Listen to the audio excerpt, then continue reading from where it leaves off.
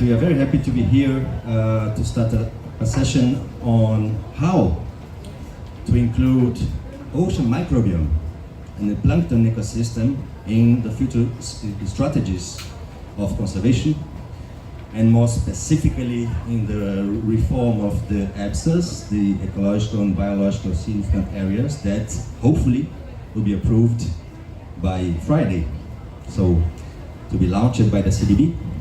And EBSA's protocol is in need of innovation. Actually, it was designed in the early 20s, before the metagenomics revolution and all the artificial intelligence and the big data treatments that we are seeing more and more present on marine biology since some years.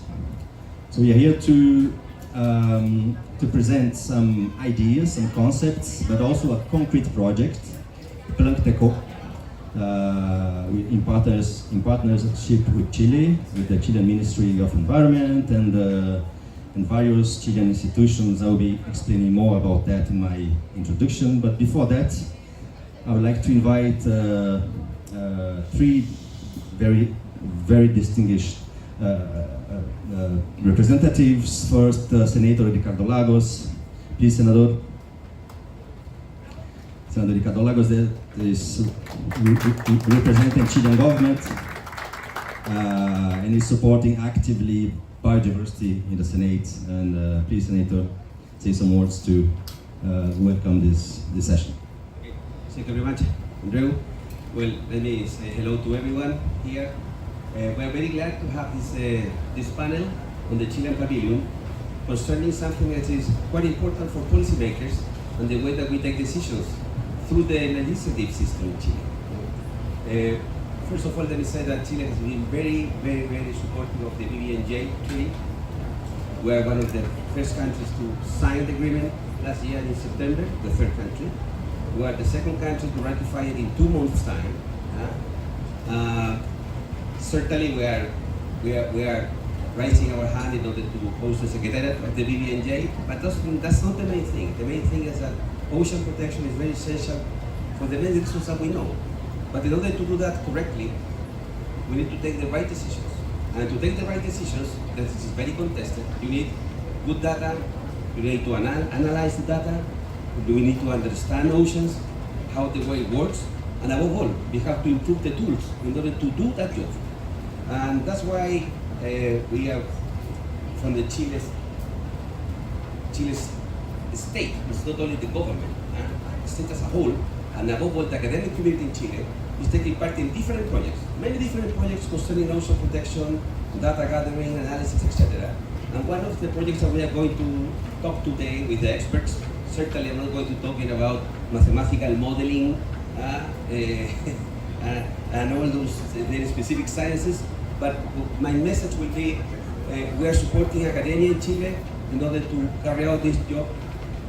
Secondly, we know that we cannot do it alone, we need to do it collectively, and for that it's not only resources that we know, that is always important, money, but we need other minds from other academia, from other experiences, and thirdly, to take those right decisions from the perspective of the Senate, of Congress, and even to define, we need to have science-based decisions. I know that it's contested, the issue of the precautionary principle, but it's something that you have to take, for some part, you have to take sides on this. And in Chile, I think that we have relied on science and many laws that we have passed. Concerning fisheries, we have to rely on scientific evidence in order to regulate and establish new laws and regulations for the exploitation of fisheries in Chile. We do it in terms of trade and environment. We adopt the principle of precautionary principle, and I think that concerning the huge challenge ahead in terms of implementing the BBNJ, we are behind schedule, and perhaps we are not maximizing and taking advantage of knowledge that is around. Like in this project that we are going to present, we have to include it in the decisions of the Biodiversity Convention and the decisions that will be taken for the next days. So I'm very happy to give you the floor for a few minutes. I wish you the best, and I hope that I can learn something about the intricacies of the kind of studies that you carry out. Okay? Muchas gracias, senador.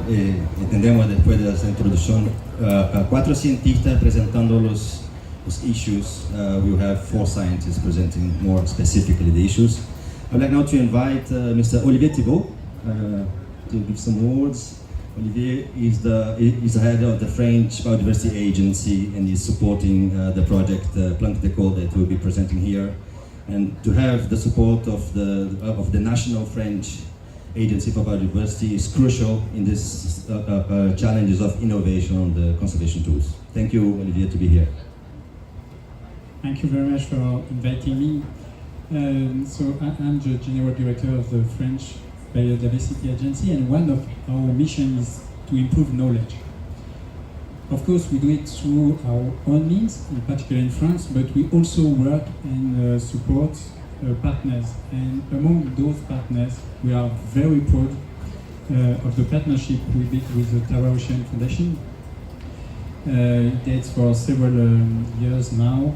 It enhances scientific research and public awareness regarding ocean health, as we know that if we want to better protect, we have to know what we want to protect.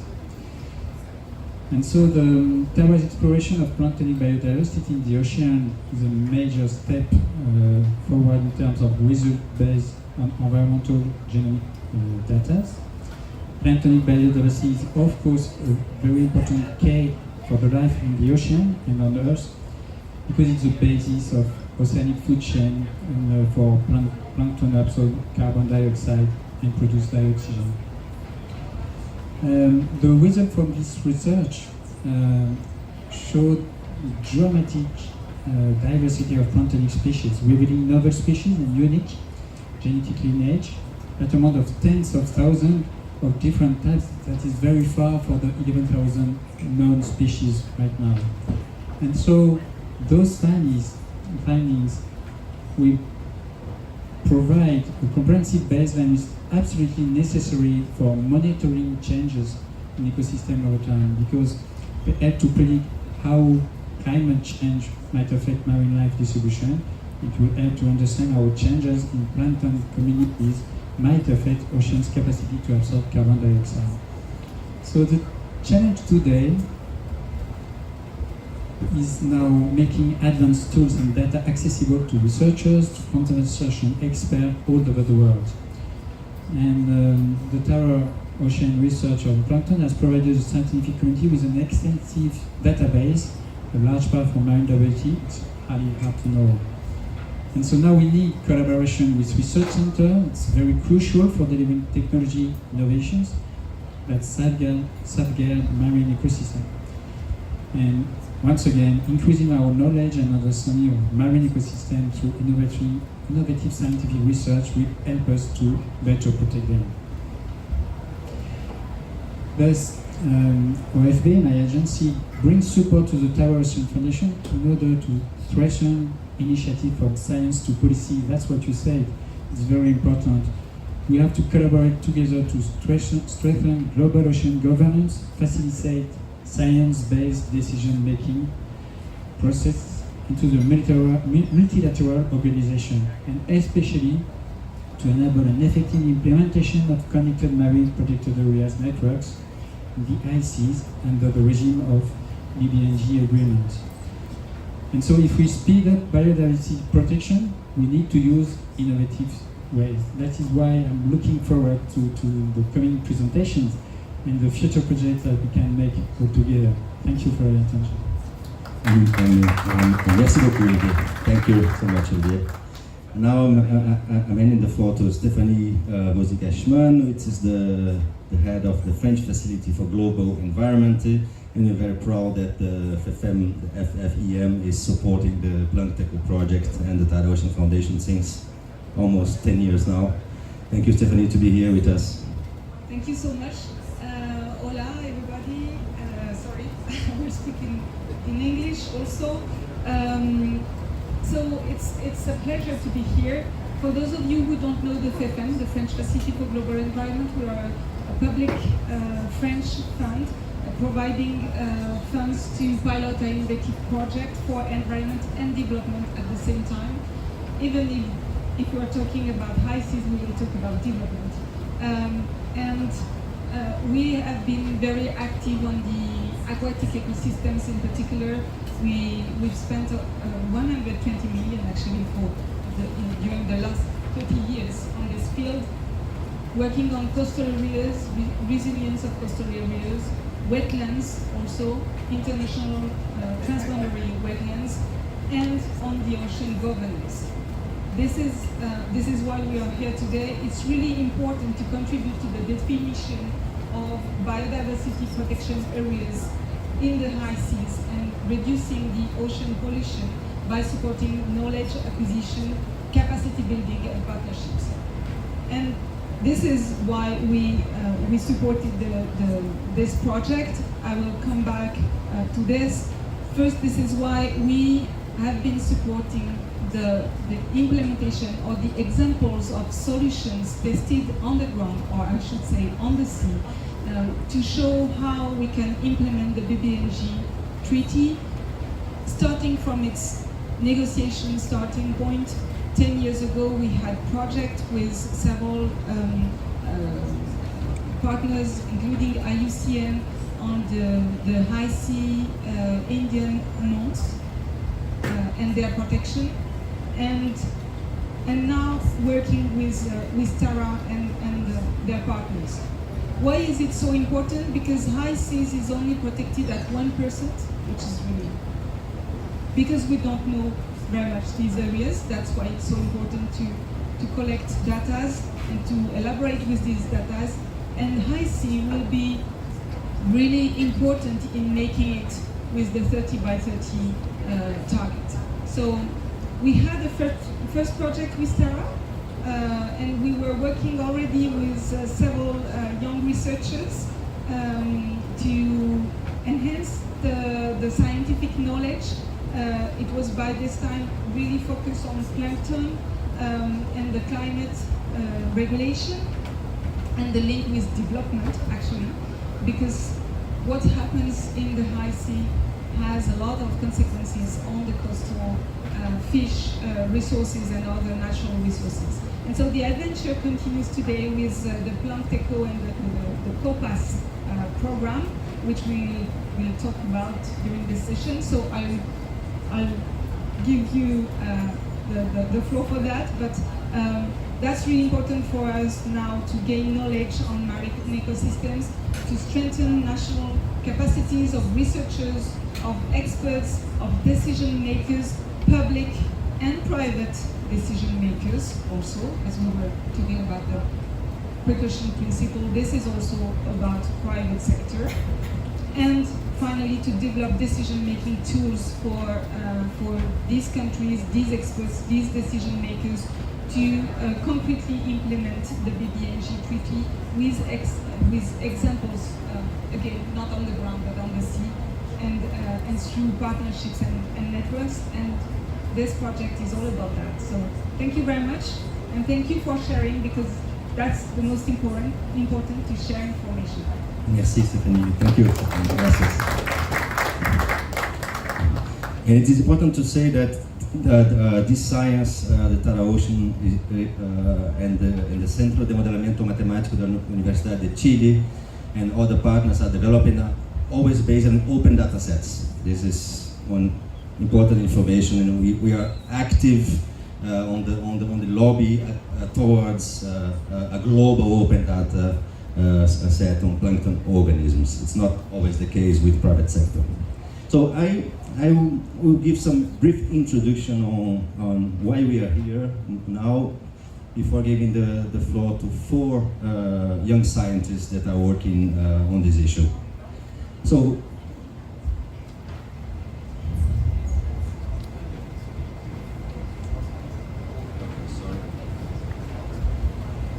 okay, so just a word to say that historically, ocean conservation and marine policies were built for protection of species. These came in the 70s with Greenpeace and the whales, and all the community around marine conservation were basically focusing on the big, charismatic species, sharks, whales, and turtles, from the 70s till now. And the ocean microbiome and plankton, it's invisible. We don't know them well. We don't see them. So it's quite a challenge now to include plankton, not to replace, but just to bring also plankton ecosystem to the ground on policy decisions on the ocean conservation side. Just to give an example, some current ocean policy tools like the basadas, but also the Ocean Health Index, the Conservation Priority Index, or the VMEs are still lacking plankton data and plankton information to update its protocol. So we are talking about a shift from the scientific community that are now bringing with genomics, metagenomics, metatranscriptomics, bioinformatics, big data sets being analyzed by computers, etc., to the scene. And so we can assess functions. The need to address the climate and ecosystem functional drivers are more and more recognized. I'm glad to be one of the authors of the Plankton Manifesto, which was just launched 2 months ago by the UN Global Compact, which a group of very renowned scientists, not me, but we have some renowned scientists signing also this manifesto, and a call for plankton-based solutions and to address the issue of bringing plankton to the scene.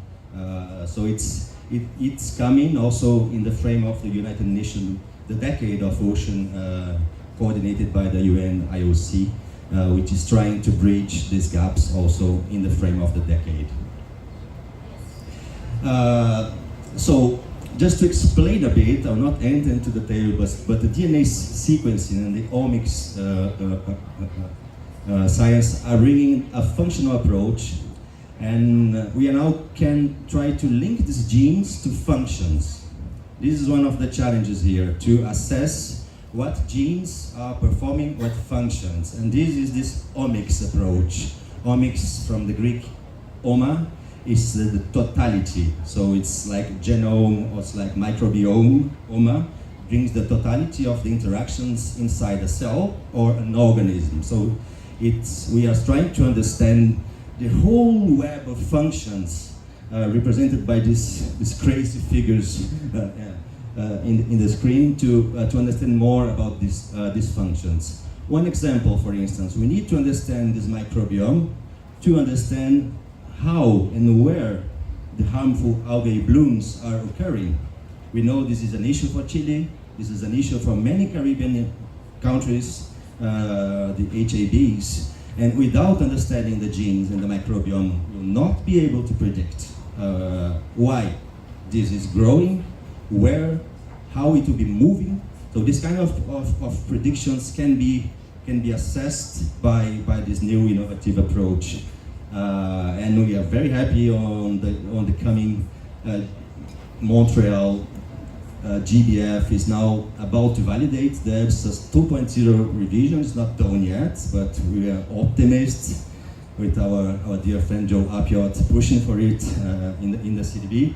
And we're quite optimistic. So we are just starting the revision of the EBSA. So it's quite interesting for us to catch this momentum and to try to bridge with the scientific community working on the omics to bring this omics science to the climate drivers and functional approach. So we are doing that concretely through 2 projects.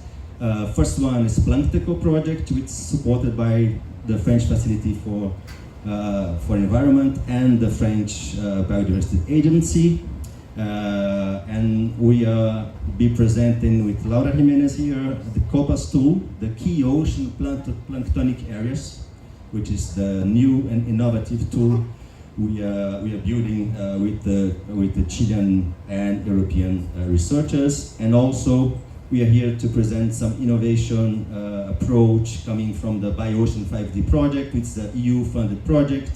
And we have 3 young researchers working on this project that are also contributing to the COPAS tool, and we'll be presenting some issues on innovation on the social science, on the functional diversity needs the nature valuation linked to the conservation tools. To do that, and to do the COPAS tool, it was not from scratch, so we are working since 5 years now, and we designed it and we funded an expedition in the whole Chilean coast. I'd like to thank our dear friend Andrés Couve, the former Minister of Science of Chile, that was supporting us to put together all these centers in Chile to support the expedition in the Chilean coast. So we worked with many disciplines, from Patagonia to La Serena, trying to bring institutes together.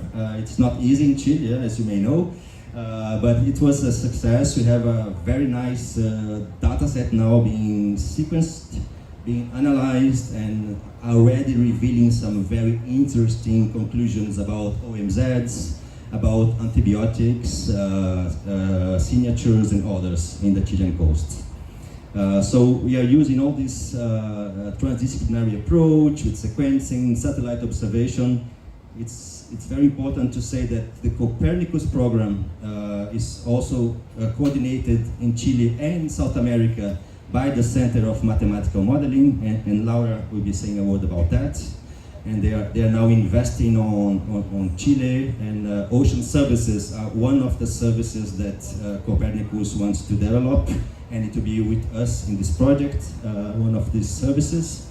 We are using also plankton imaging, bioinformatics, mathematical modeling, and also tools from artificial intelligence and machine learning to navigate in these big data sets. Because when you go to sequencing and the DNA reads, you feed the gene banks with thousands of reads, and it represents petaoctets of data.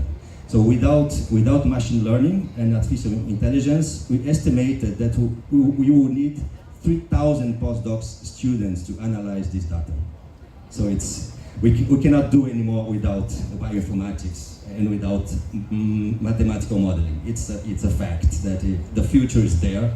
The future is using these tools that are being used widely for communication, for commercial purposes, but we need to catch up these tools also for biodiversity and for ocean conservation. And then just a word before handing to Laura, COPAS, key ocean planktonic areas. I thank Cyril. It was a conversation on board of Tara that Cyril told me, you should take a look on the KBAs to help you to understand what it would look like. So we analyzed the methodology of the key biodiversity areas, and we are trying to use it to structure the key ocean planktonic areas methodology.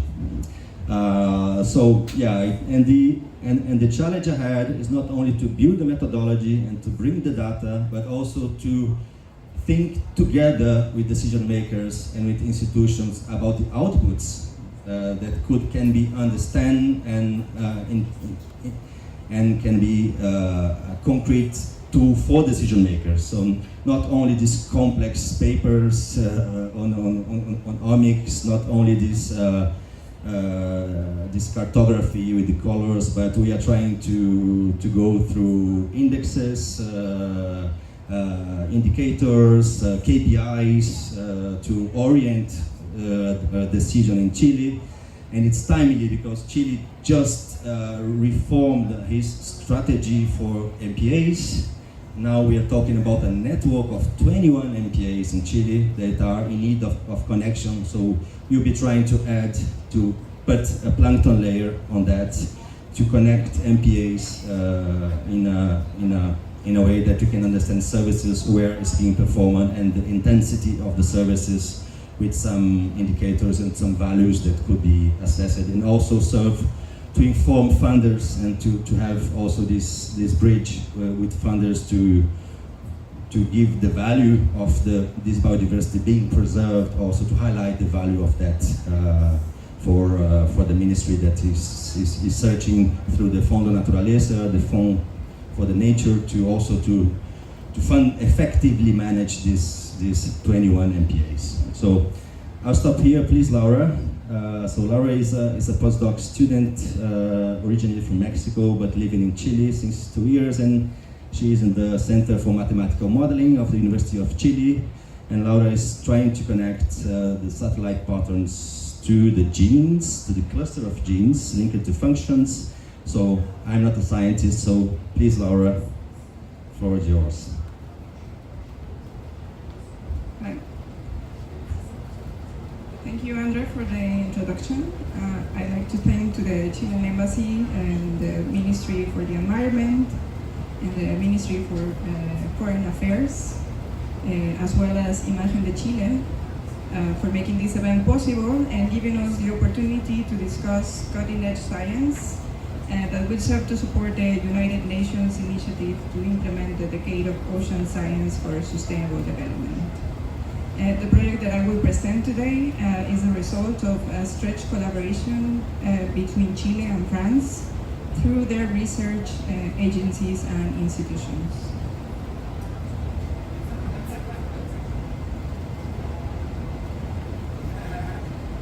The marine microbiome is the largest ecosystem on the planet, and it is the foundation of all marine life. There are 3 essential ecosystem services provided by the marine microbiome. First, absorbing and storing carbon from the atmosphere and producing oxygen, a process known as the biological carbon pump, providing regulation and connectivity between different regions in the ocean, and it is the basis of all the food chains in the ocean.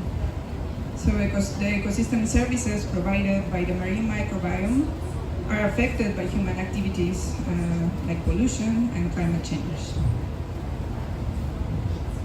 So to better understand and predict the marine microbiome responses to climate stressors, we are developing a new concept for monitoring called Key Ocean Planktonic Areas, or COPAs. This project aims to build a methodology and metrics to identify areas where ecosystem services are being provided by the ocean's microscopic life.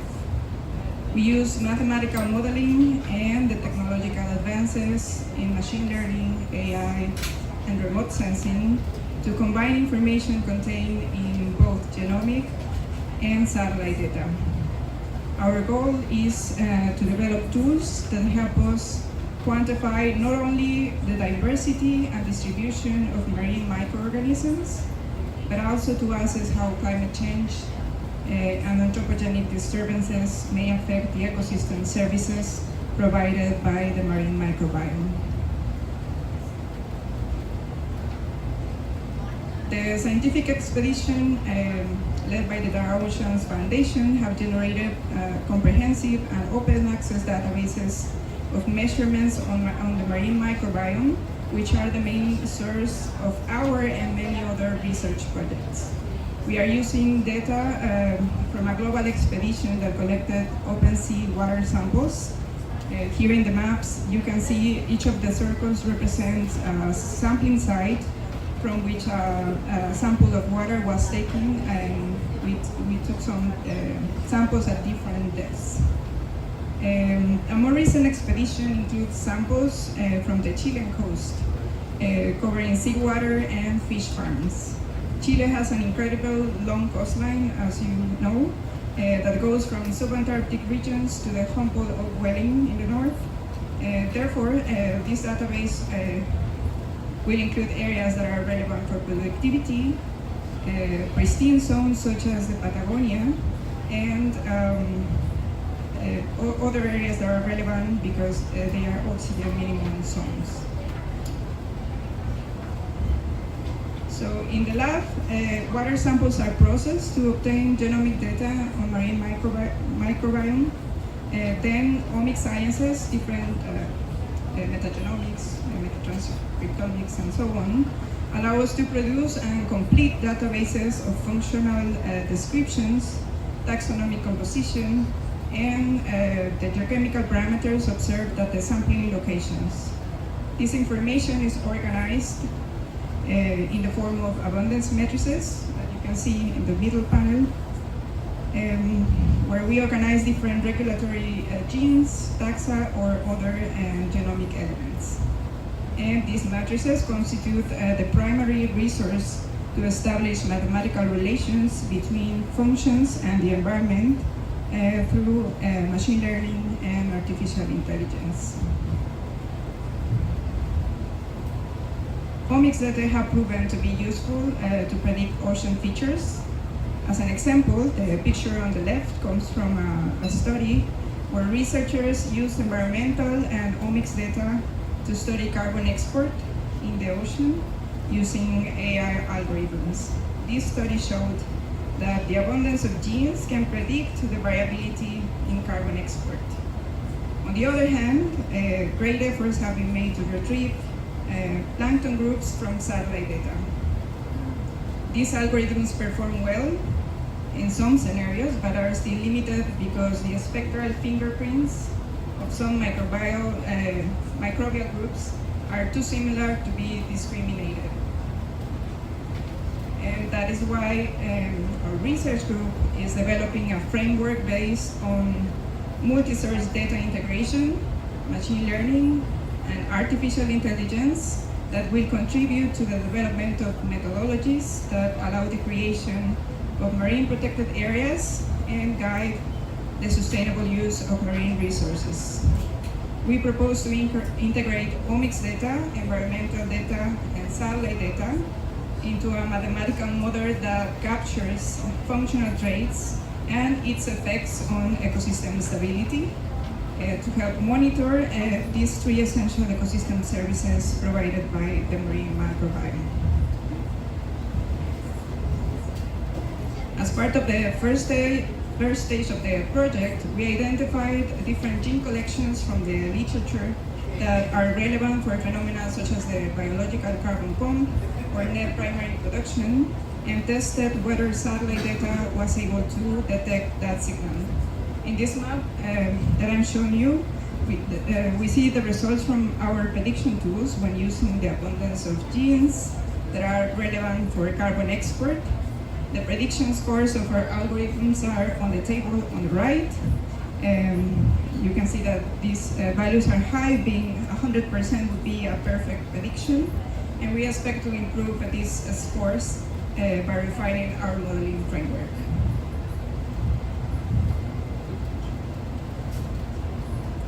So in summary, COPAS is an essential first step towards defining appropriate mechanisms to protect marine areas and managing marine biodiversity.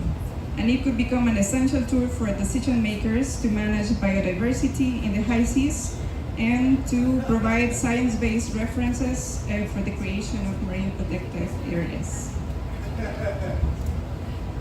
So now let me introduce you to my colleagues and funding agencies.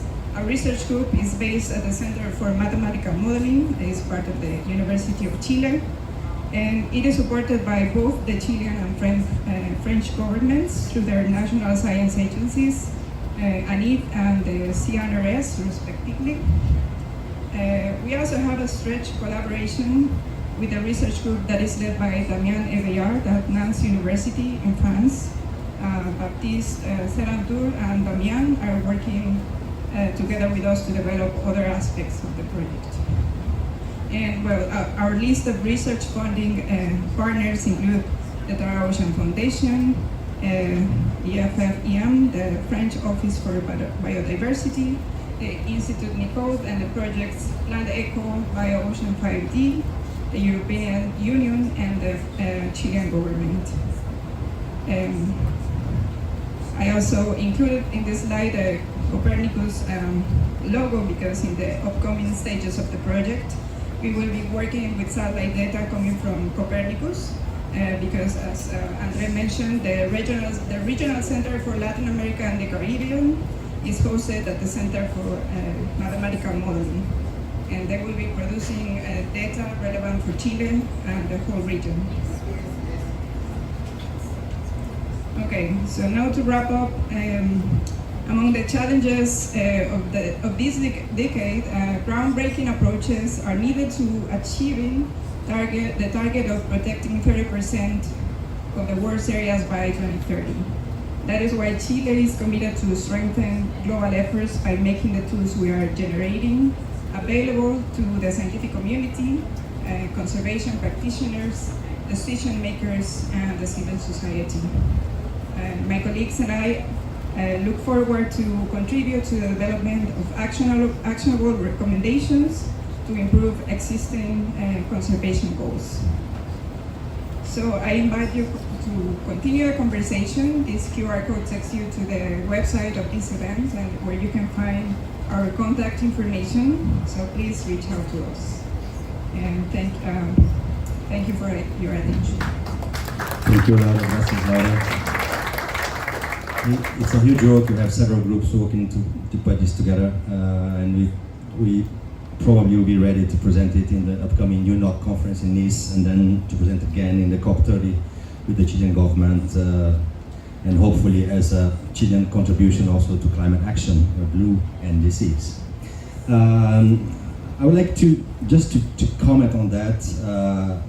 The COP is especially also important in the context of the BBNG agreement, because when you go to the high seas, what do you protect in the high seas? There's not essential fishing issues on the high seas. It's essential invisible life there, and so understand the functions and understand how we can manage these high seas protected areas. We need this microbiome information to feed, to understand functions and which regions are performing these functions, etc.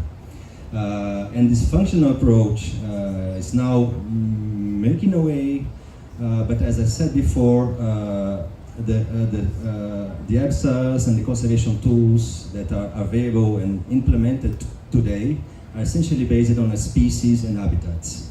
So shifting to a functional approach is a challenge, it's not easy. And Umer is a postdoc on the BioOcean 5D project, and he's doing his research on this issue, and I hope he can give us some insights on what's the difference between the phylogenetic biodiversity and the functional biodiversity. Thank you, Andre. I'll start with just explaining the two biodiversities that Andre mentioned, phylogenetic and functional diversity. And then I'll try to go deeper into the trade-offs between the two and what are the conservation consequences. So I'll start with some basic concepts. So first of all, let's look at the biodiversity definition that we have in the CBD website. We're talking about three different kinds of biodiversities at three levels. Genetic level, the species level, and the ecosystem level. So all three levels are equally important, as we have defined already quite well in the CBD website. Okay, so if we go deeper than that and ask ourselves, why do we really need biodiversity? Personally, for me, in itself, it's important. That's a good answer, good enough to come up with a conservation measure. But sometimes you need to explain the advantages of certain kinds of biodiversity, and I will go on with that. One big one is that it provides insurance. It provides insurance against climate change. And especially I will talk about two different kinds of insurances that it provides. First one would be function-based insurance. So I have an example with that in decomposition is an important function in African savanna. There was large herbivores who were responsible for mostly doing this function.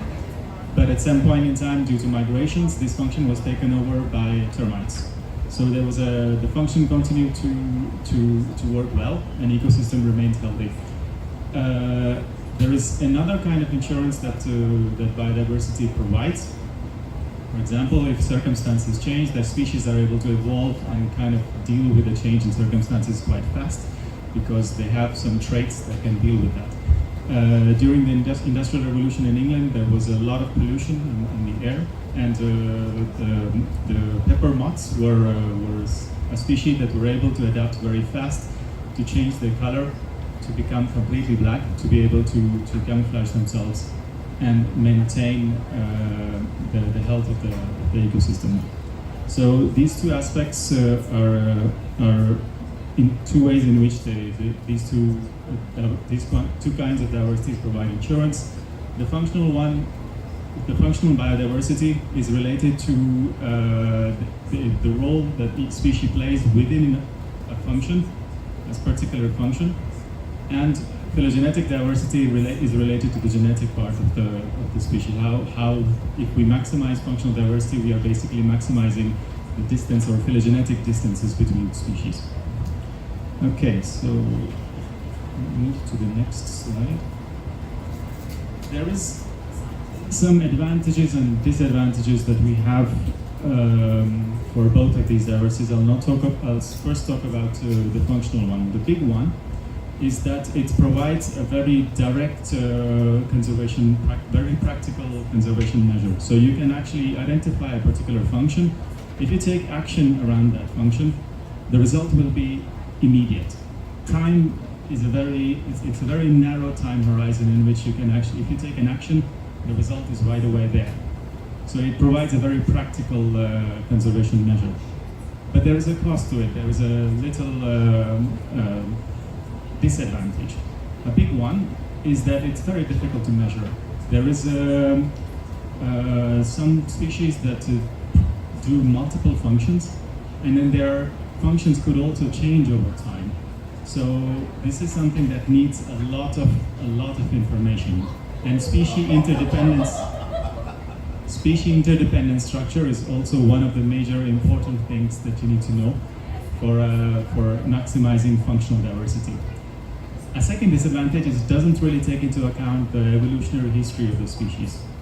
So that's not something that, if we just directly maximize functional diversity, it doesn't really take care of that.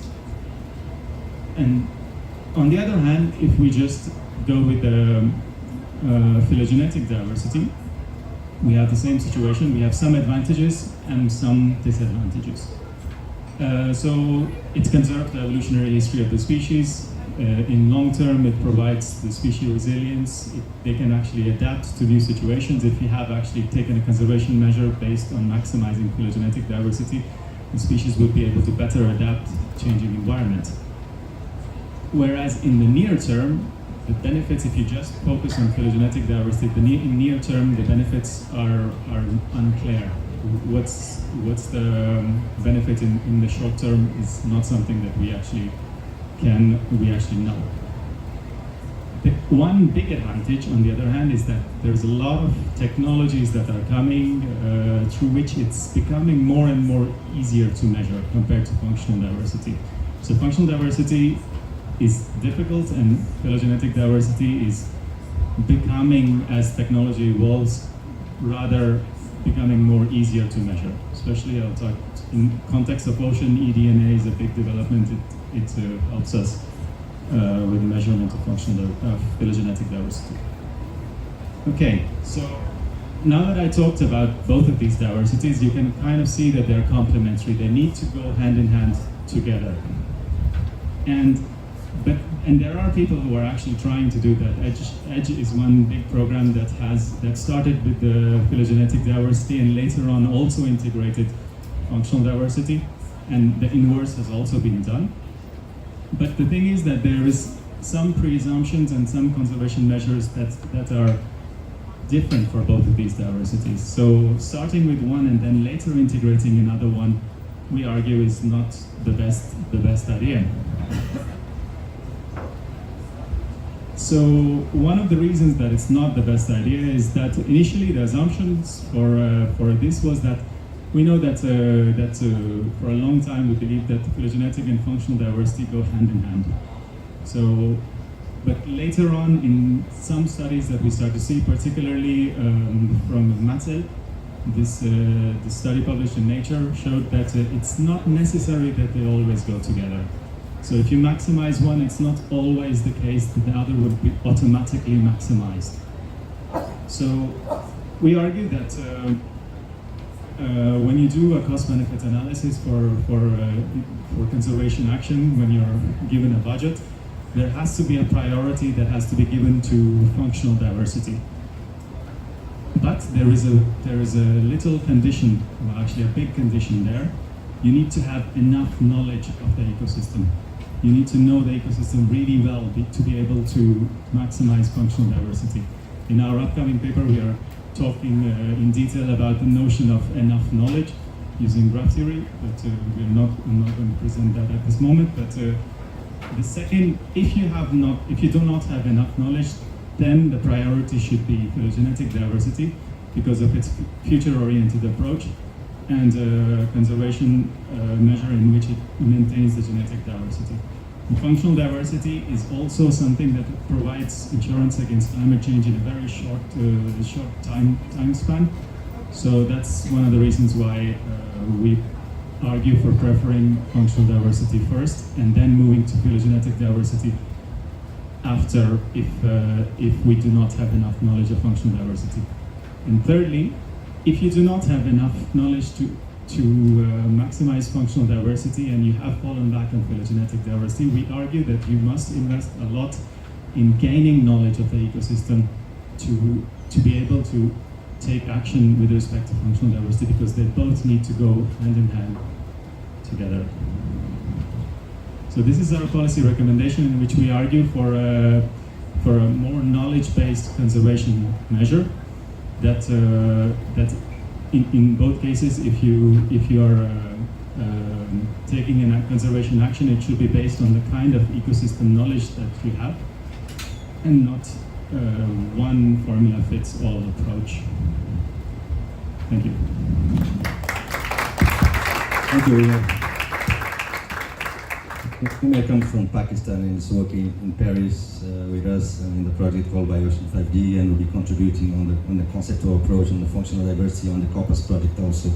Thank you, Umar. So going on, I'd like to invite Julian Esteban Cantillo, which is Colombian, born in San Andres, beautiful San Andres, and which is also based in Paris now, and is a postdoc of the By Ocean 5D project, contributing also with Daniela Eveillard to the COPAS project, and will be a key person for us to bridge from science to policy, and from science to all this complex stuff Umar was explaining us, translating it into strategies for marine conservation, which is essential in the frame of the 30 by 30 target. So Julian is making his thesis on that issue of effectiveness of conservation measures.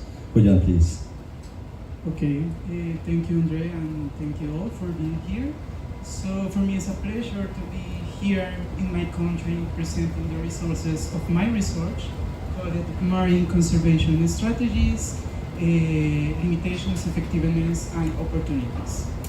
So first of all, as we know, marine biodiversity maintains global ecological balances, and also we know that oceans cover about 71% of the ocean surface, and also we know that oceans provide key ecosystem services like regulation, support, provision, and culture.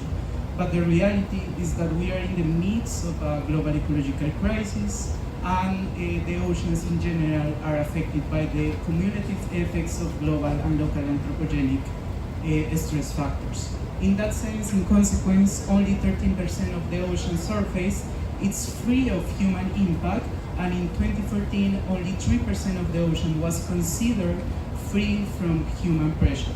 And by the way, this is a very beautiful picture of my little island in the Caribbean, so always invited to go. But against this framework or this panorama, we have different marine conservation strategies. But it's important to consider that the MCAs must be dynamic. Why? Because the current strategies that we have in the international legal framework, they are static, and they were designed mainly for non-marine ecosystems, because non-marine ecosystems, they are more easily geographically delimited, and also they are less, or they have a different complexity than marine ecosystems. So the current MCAs face major obstacles that have made them ineffective. When I talk about ocean dynamics, I want to say that marine ecosystems dynamics are complex because they are connected of multiple subsystems, connected by the fluidity of water, and interacting with its patterns of movement. At the same time, the understanding of these dynamic processes, spatially and temporally with repercussions, and the functional scale must be applied to conservation strategies.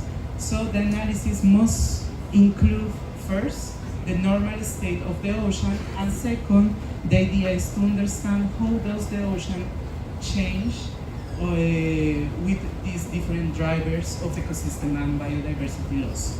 So first of all, I did a review. I don't have time to explain all the drivers, but I did a review of all the different ecosystem and biodiversity drivers to identify, based on the IPBES and in other different authors, the reasons because we are losing biodiversity and ecosystems. Second, I did a review of all the different marine conservation strategies. Even if we are in the CBD, it's important to know that we have different strategies for protection and conservation of marine ecosystems. In total, I found 11 marine conservation strategies, but they are mainly focused on non-marine ecosystems.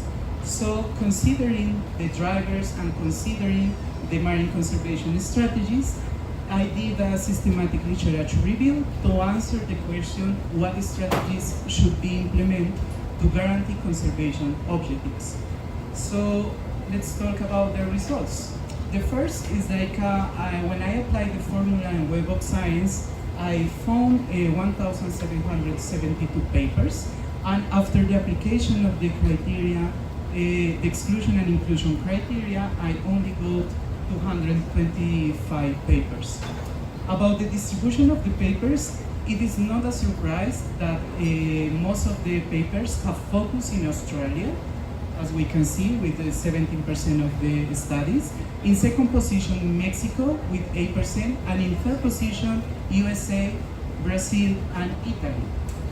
And about the distribution of the marine conservation strategies, it is not a surprise that most of the studies have focused on marine protected areas, followed by World Heritage Sites and the combination with marine protected areas. The most interesting is that currently we don't have studies for ecological corridors, indigenous peoples and communities protected areas, indigenous protected areas, and marine conservation agreements. That is super relevant because actually we are not evaluating the effectiveness of those kind of tools. We don't have scientific papers that provide the efficiency of those kind of tools for conservation. And about the problem, the most important problem reported was remote location, unclear zoning, and port delimitation, including size. Why? Because basically the definition of any kind of marine conservation strategy does not correspond to the distribution of the ecosystem. So in many cases we have a very important ecosystems, but we are not protecting the ecosystem because it's more important to protect other areas. So we are not using scientific knowledge to define the geographical delimitation of the area. In second place, the other problem was most common was lack of regulations and contradictory regulations. Basically, we have many regulations. It's super difficult to define exactly the regulation, and after the application of the regulation, because of the lack of the monitoring, it's absolutely difficult.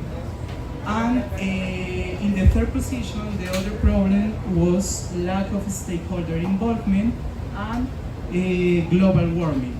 The first one, in general, as we know, like the majority of the stakeholders involved in marine conservation strategies, they don't feel that they are not considered. They feel that they are not considered in the decision-making process.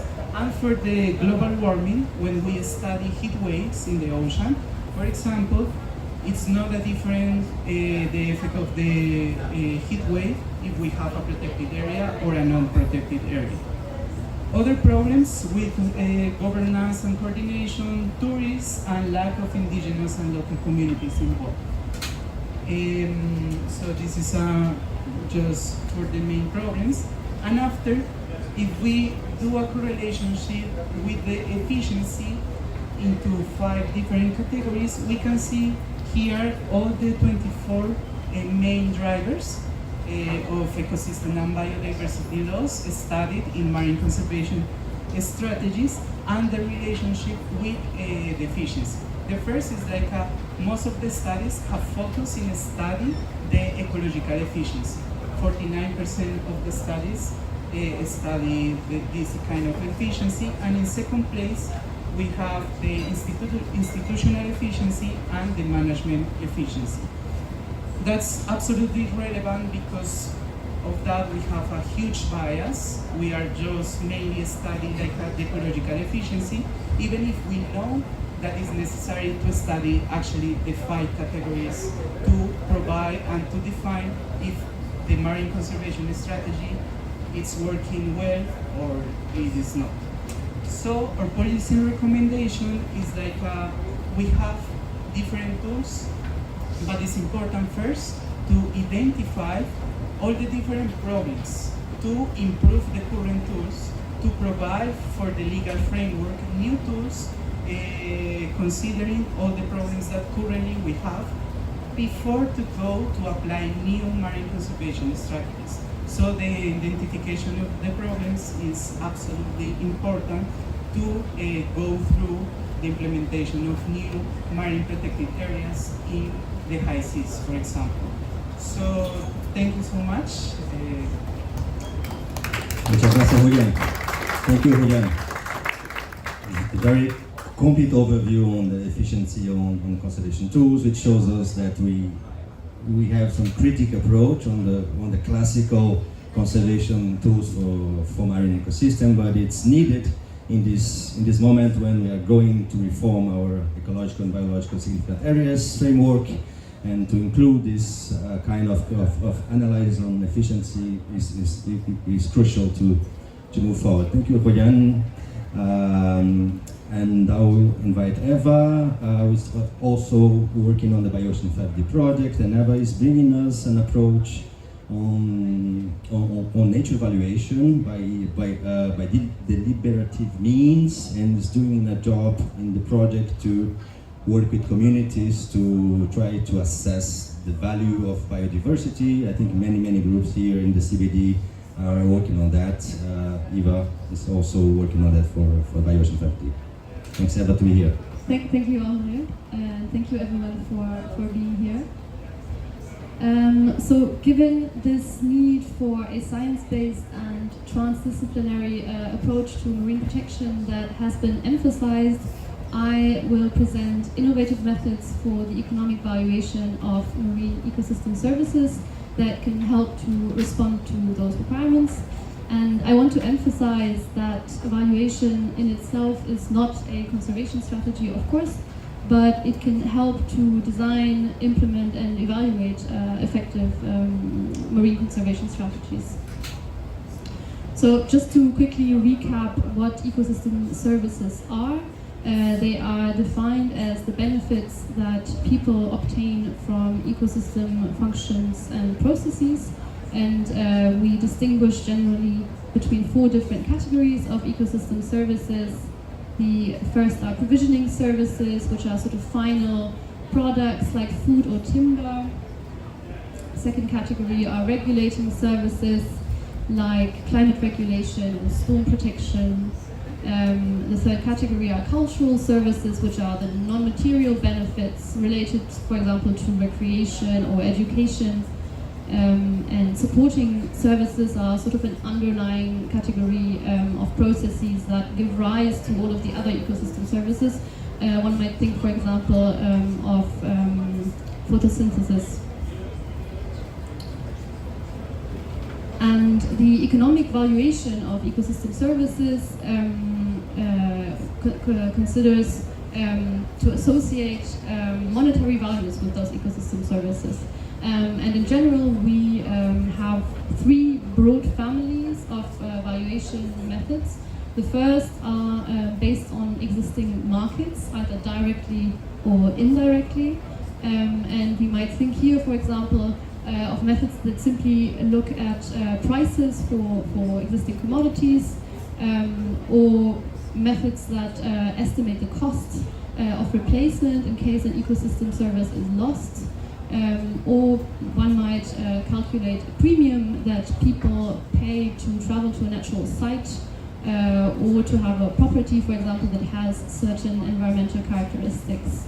However, for some values associated with ecosystem services, like the simple appreciation of the existence of an ecosystem, or spiritual experience, an aesthetic appreciation, there are no existing markets, and the only category of methods that hold the potential to access those values are called stated preference methods. They establish sort of hypothetical markets where we ask stakeholders how much they would be willing to pay for an environmental improvement, or how much they would be willing to accept for an environmental degradation. And the third category of methods are based on previous estimations that are then extrapolated to different contexts. And here we speak of value transfers. And a recent literature review revealed that for marine ecosystem services, value transfers are actually the most prevalent valuation method. So they obviously rely on pre-existing studies, and on top of that, marine ecosystem service valuation is much scarcer than terrestrial ecosystem service valuation. So the informational value of providing original valuation for marine ecosystem services is very high, but there are also specific challenges associated with those ecosystem services. So here we have, as an example, seagrass ecosystem services, and we can see that they are very diverse, ranging really from provisioning services such as building material, over regulating services such as carbon sequestration, and cultural services such as improving the experience of recreational divers, and of course they also function as photosynthesis providers and oxygen providers thereby. And the situation is relatively similar, for example, for plankton ecosystem services. And so a main challenge for market-based methods in associating these ecosystem services with monetary values consists in assessing the often intricate relationships with economic outcome that involve high complexity and uncertainty in many cases. And for stated preference methods, a main challenge consists in the fact that people are very often unfamiliar with these ecosystem services, and they are often just simply spatially removed from them. They are more remote than terrestrial ecosystem services, and people might not actually have stable preferences for these. And so an innovation in market-based methods that addresses complexity and uncertainty is integrated ecological economic modeling, which is sort of a broad category. But in general, economic models tend to be static, linear, and often assume monotonic relationships between variables, whereas ecological models are more often dynamic. They consider longer time periods.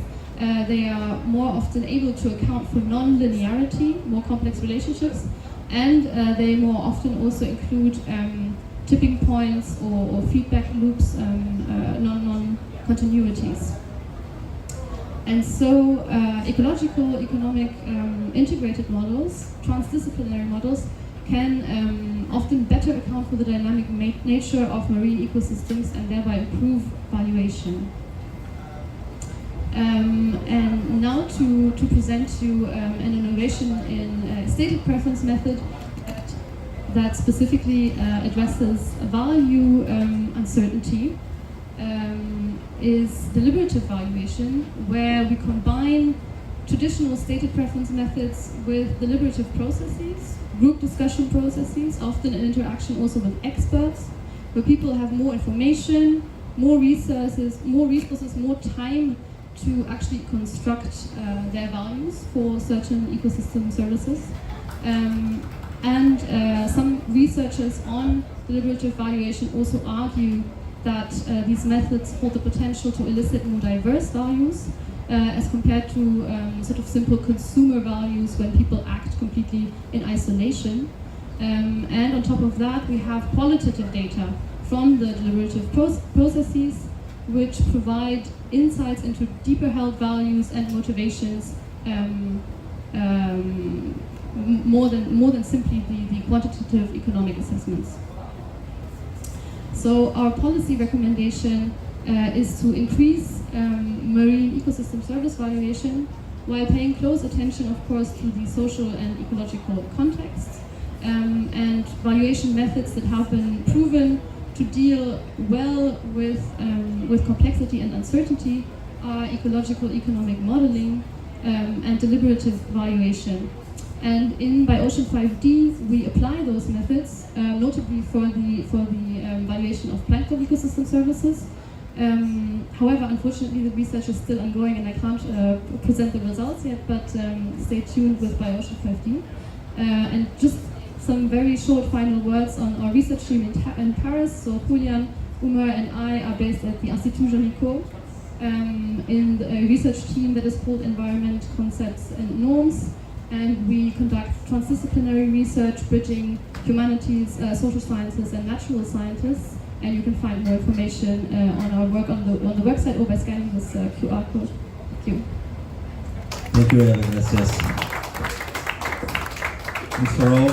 I hope it's a bit out of the box compared to the text negotiations, but I hope it helps to inspire and to bring some innovation to this process towards the 30% of protected oceans by 2030, and we need best available science to do it, to include the whole life, from viruses to fish and to big mammals, to have a global picture for the ocean. Thank you. We're a bit over time. We don't have time to questions, but we are just near the pavilion if you need to talk a bit. Thank you for all. Thank you for the Chilean pavilion to host us. Thank you, Patsy. Thank you, Garcia.